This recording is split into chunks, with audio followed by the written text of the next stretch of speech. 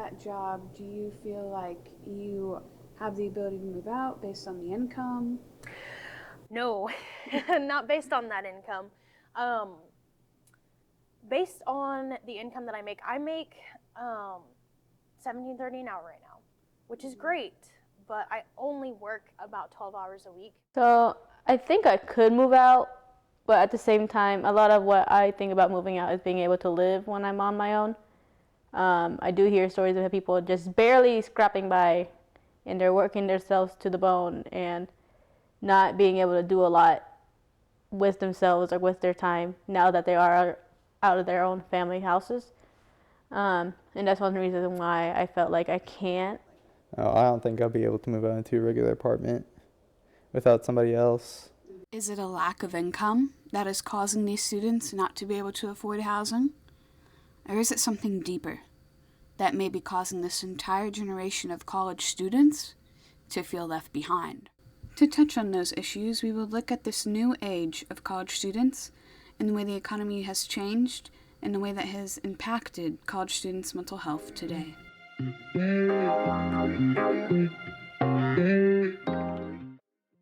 Hi there, my name is Sebastian Rodriguez. I go to UND, or University of Indianapolis. I am a second semester freshman, and I work as a server at the Indiana Roof Ballroom. My name is Eliani Novia. I am in my third and final semester of my time at IPY.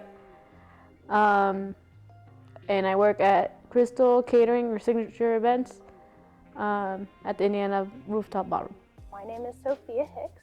I am a student at Ivy Tech Community College in Indianapolis, Indiana, which is where we are right now. We're at the downtown Indianapolis campus. I am majoring in human services and social work, and my job is a part-time direct service professional in respite care at Noble of Indiana. In July 2020, 52% of young adults resided with one or both of their parents, up from 47% in February, according to a new Pew Research Center analysis of monthly census data. The Bureau says that's 26.6 million young adults that are living with one or both of their parents, surpassing the previous peak during the Great Depression era. Some of this had to deal with COVID-19, as Bureau states 9% relocated temporarily or permanently due to the coronavirus outbreak. Could the answer to the question on why college students can't afford housing simply be that they need to work more? Like compared to other people I see who got like 20, 30-hour work weeks, I'm working like 10, 15 probably. I think I could work more, to be honest, but at the same time, this job is very taxing because you're always on your feet, you're dealing with people, and if you're not very used to like constant being around people, it can be a lot of like energy usage. I only work about 12 hours a week because I work a couple of hours a week with a couple of clients of mine. I work with clients. Noble works, by the way, with disabled adults and their families.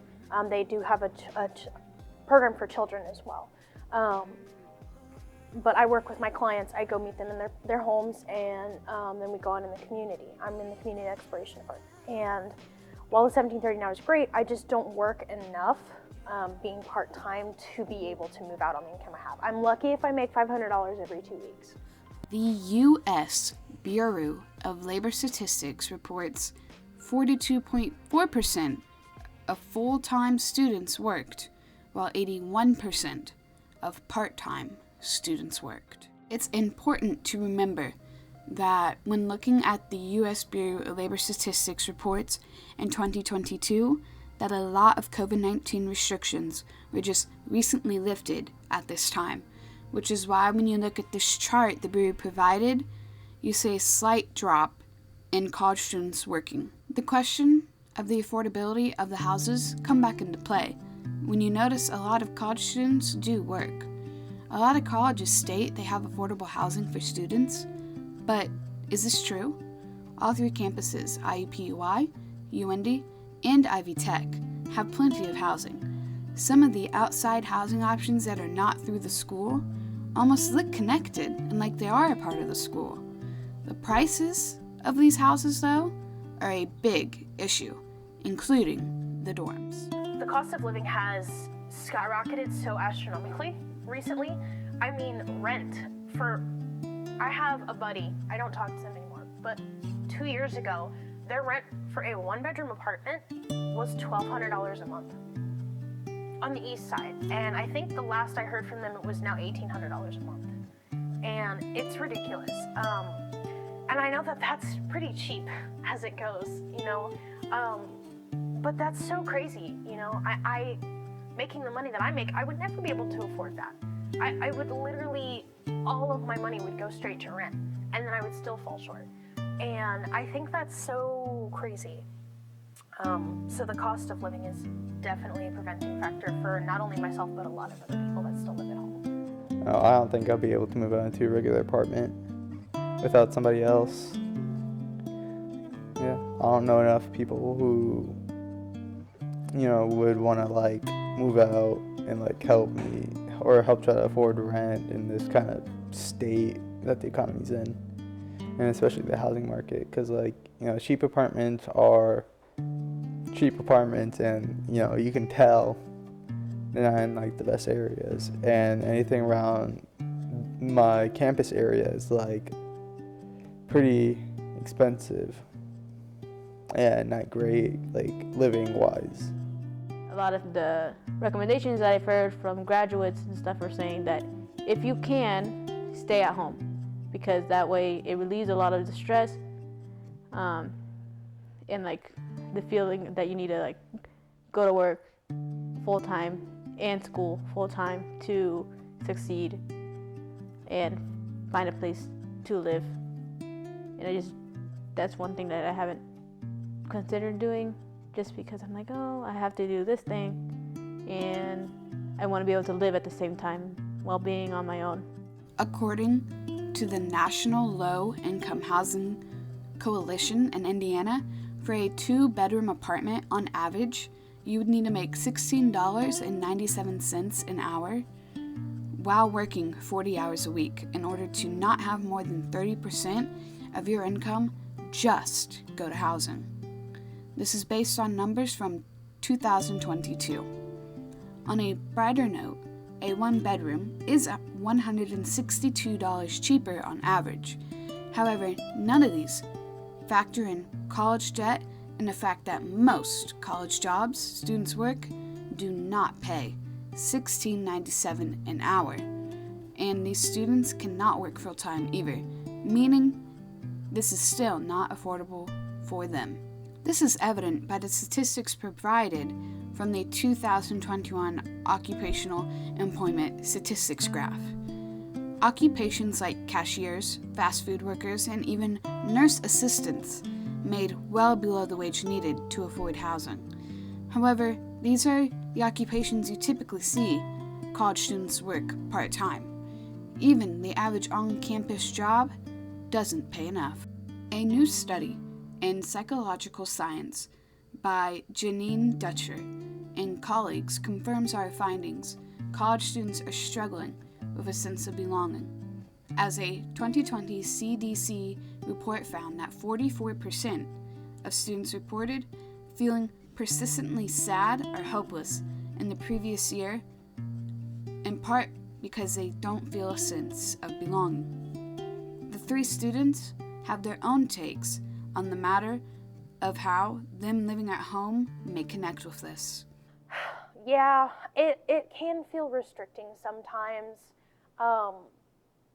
because I'm a part-time student, and I haven't even earned my associate's degree yet, but I graduated in 2020, and it's 2024, so it's been almost 4 years. And I still have another couple semesters at least before I finish my associate's degree. And my best friend that lives up the street is graduating with a bachelor's degree this year.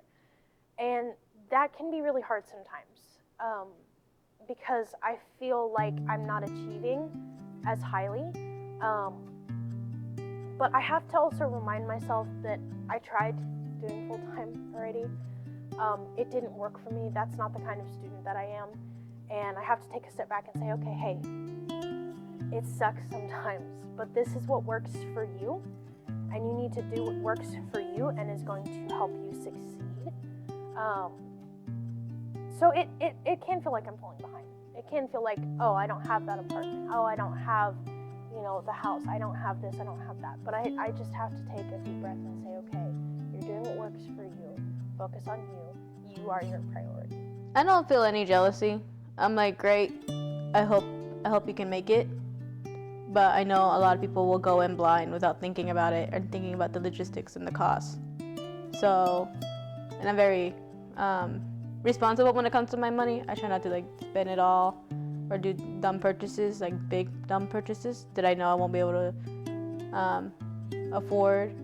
And living with a mother who worked in apartment retailing, I don't know how to say it, where she's seen people move out, having to move back in, or have to deal with fallouts because two roommates just couldn't get into on the same page about something.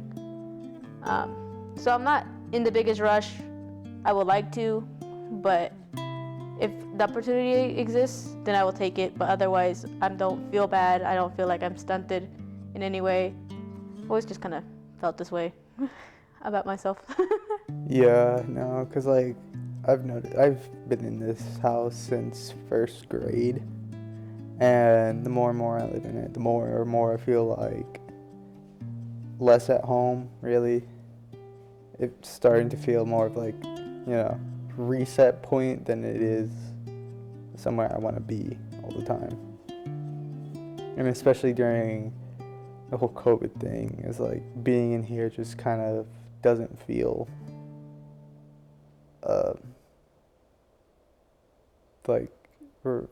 refreshing, if that's a good word. Most colleges today advertise mental health and affordable options for housing. However, it's clear students today are under mental stress and not receiving affordable housing, as studies have shown this. And they have shown that there is a huge need for big economic changes to improve this situation for college students in order to improve not only the college students' mental health, but their overall stability in life and feeling like they belong to society. You got to realize that times have changed. I understand that maybe you worked 60 hours a week while being a full-time student in 1960, but it's 2024, and I am working, I am going to school, I am thriving and surviving, and yes, people have mental health issues these days, but they've always had them. People just never talked about them in the past. And we're able to actually talk about these things and be comfortable living with them in the day and age that we are in now, because it's recognized. The stigma has decreased drastically. It's still very much there, don't get me wrong. But we are able to say, hey, I feel like I'm struggling right now and I really need some help. And other people say, okay, let's get you the help, instead of go away, you're defective, I think it is mostly the economy, just because back then you were paid, everything was adjusted, so you were paid enough to live comfortably, especially you were able to feed a family with one minimum wage job. That's the purpose of minimum wage. When now people have to work 2 jobs or very long hours to even afford a nice house. And not even that's not even talking about the cost, having pets, utilities, repairs. And we do live in Indiana, so we have to deal with potholes every once in a while. That's just what it is.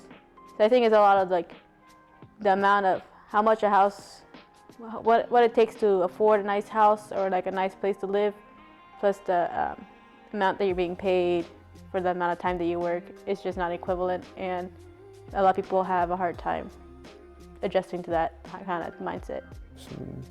This one friend who already moved out into their own apartment, not on campus, and they're already doing pretty well for themselves, just getting situated and everything. But I know other people who are living on dorms, I feel like I'm kind of learning through their mistakes, honestly. especially with their having like roommates and having to deal with like their roommates that they don't get to choose. College students are dealing with a deep-rooted problem, but they are doing the most of what they can with what was given and left for them.